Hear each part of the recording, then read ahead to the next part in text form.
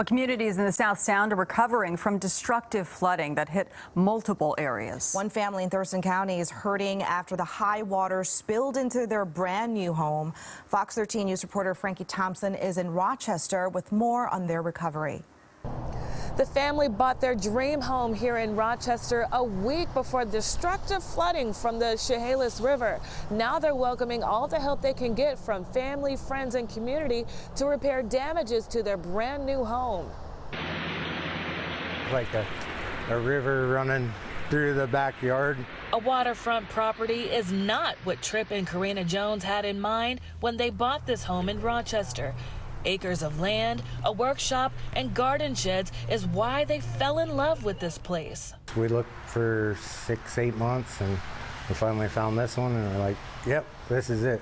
There's fireworks stands on either side of us, and so our first night it was like a celebration because they were lighting off fireworks all around us. So it was just ecstatic. I mean, we were just so happy. They moved into their dream home to start the new year, and just 7 days later, they were flooded by the Chehalis River. It was 4 foot deep in like 20 minutes, just right now. Yeah, right now. Really fast. The for sale sign still in their front yard as the family was surrounded by high waters.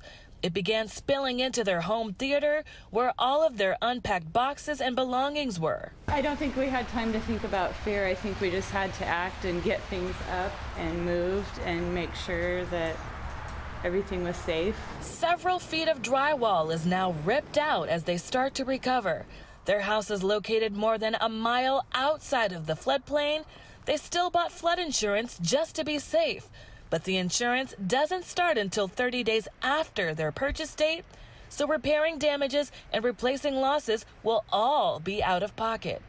It's pretty devastating. I mean, we work really hard for everything that we have, and it was kind of a punch in the gut.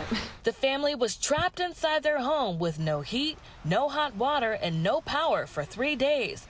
But their community still found a way to get to them, donating supplies as they waited for the waters to recede. And we've had a lot of support from family and friends and helping us try to get back to normal, I guess. There's still ways to go yet, I think. A long way to go, but it's community that will help them dry off and rebuild their dream home they fell in love with.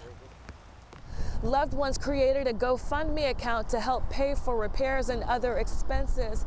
The family says this destructive flood already has them preparing for the possibility of another one.